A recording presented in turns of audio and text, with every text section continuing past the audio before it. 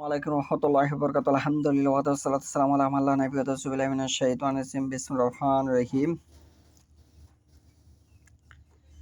আন ইকরিমা আন আবি হুরায়রা কালা কালা রাসূলুল্লাহি সাল্লাল্লাহু আলাইহি ওয়াসাল্লাম মান ইস্তাহলাযা ফি আহলিহি বিআমিনিহি ফাহুয়া আসামু ইসমান লি ইয়া বাররা ইয়ানিল কাফারা।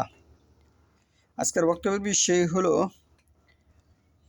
শপথের কাফারা সম্পর্কে। আমি যে হাদিসটি তেলাওয়াত করেছি সহিহ বুখারীর 6 নম্বর খণ্ড পর্ব 83, হাদিস নম্বর 6626। আবু হুরায়রা একজন বিশিষ্ট সাহাবী ওই ব্যক্তিকে বলা হয় যিনি আল্লাহ রাসূল সাল্লাল্লাহু আলাইহি ওয়াসাল্লামকে দেখেছেন, আল্লাহ রাসূল সাল্লাল্লাহু আলাইহি ওয়াসাল্লামের হাতে হাত রেখে ইসলাম গ্রহণ করেছেন, ইমানের সহিত মৃত্যুবরণ করেছেন, সেই হচ্ছে সাহাবী। ইমানের সহিত যে মৃত্যুবরণ করেছেন। আবু হুরায়রা হতে বর্ণিত রাসূলুল্লাহ সাল্লাল্লাহু আলাইহি ওয়াসাল্লাম বলেছেন, যে ব্যক্তি আপন পরিবারের ব্যাপারে কসম করে এর উপর অটল থাকে সে মস্ত বড় পাপী। সে কি মস্ত বড় পাপী। তার কাফারা তাকে গুনাহ থেকে মুক্ত করবে না।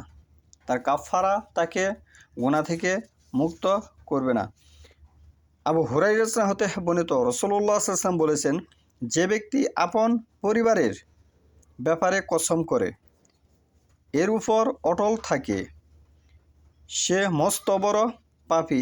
তার কাফারা তাকে গুনাহ থেকে মুক্ত করবে না। আপনি যদিও কাফারা দেন তবু আপনি গুনাহ থেকে মুক্ত হবে না যদি তার পরিবারের ব্যাপারে কসম করে। এখানে বিষয়টা আপনি বুঝতে হবে।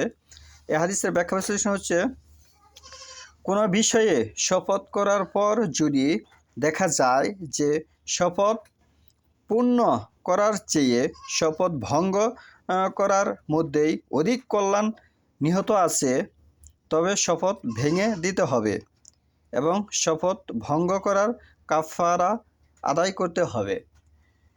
এখন বিষয়টা আপনি এইভাবে বুঝতে পারবেন। এই হাদিসের ব্যাখ্যা বিশ্লেষণ যেহেতু এইভাবে এসেছে, বিষয়টা আপনি এইভাবে বুঝতে পারবেন যে আমার অবগতি, যে আমি শপথ করিলাম যে আমি কি করব না, যে আমার পরিবারের দেখশন করব না, শুধু আমি সিল্লাই তাবলিকে মানুষকে দাওয়াত দেব, এই কাজে আমি নিয়োজিত থাকবো, কিন্তু আমি পরিবারের খোঁজখবর নিব না। আমি এরকম ধরনের একটি শপথ করিলাম মনে মনে ধরেন, তাহলে এখানে আমার পরিবার ক্ষতিগ্রস্ত হয়ে যাচ্ছে।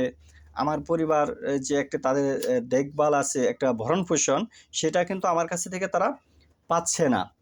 এখানে তাহলে উত্তমটা ছিল কি, আমার পরিবারকে দেখশন করা। আমার সন্তান আমার প্রতি একটি হক আছে, তার একটি অধিকার আছে, সেটা থেকে সে বঞ্চিত হয়ে গেছে। আমার স্ত্রীর একটা হক আছে, সেটা থেকে সে কি বঞ্চিত হয়ে গেছে। আমার পিতামাতা যাদের আছে তাদের একটি হক আছে সন্তানের প্রতি, সন্তান তাদেরকে সর্বশেষ কিছুই না দিতে পারুক, চোখের সামনে সে মা বাবা বলে ডাকতে পারবে, এটি তার পিতামাতা একটি হক উপার্জিত করে আনবে, এটি তার বড় পাওনা। তাহলে এই কাফারা আমি শপথ করেছিলাম যে আমি এগুলি কি করব না, কিন্তু আমি পরবর্তী টাইমে হয়তো চিন্তা ভাবনা করলাম যে না, এটি আমি ভুল পথে আছি, তখন আমি ওই শপথ থেকে অব্যাহতি দিলাম যে না, আমি পরিবার আমি আগে রক্ষা করব। পরিবার রক্ষা করা এটি কি প্রত্যেকটি মুসলিম নরনারীর জন্য কি ফরজ। তাহলে এটি আমি রক্ষা করব। তারপরে হচ্ছে পাশাপাশি আমি দিনই যে দিন, ইসলামী দিন, সেটি আমি মানুষকে দাওয়াত দেবো। পাশাপাশি পরিবার ছেড়ে দাওয়াত দেবো না, মানে পরিবার রক্ষা করে পাশাপাশি আমি দাওয়াত দেবো, এভাবে আমি করব। এইভাবে আপনি জিনিসটি বুঝতে পারবেন। তাহলে এই হচ্ছে হাদিসের যে বিষয়গুলো। আরেকটি হাদিস আছে এখানে, সহিহ বুখারী 6 নম্বর খণ্ড, হাদিস নাম্বার 6625। রাসূলুল্লাহ সাল্লাল্লাহু আলাইহি ওয়াসাল্লাম বলেন, আল্লাহর কসম, তোমাদের মাঝে কেউ আপন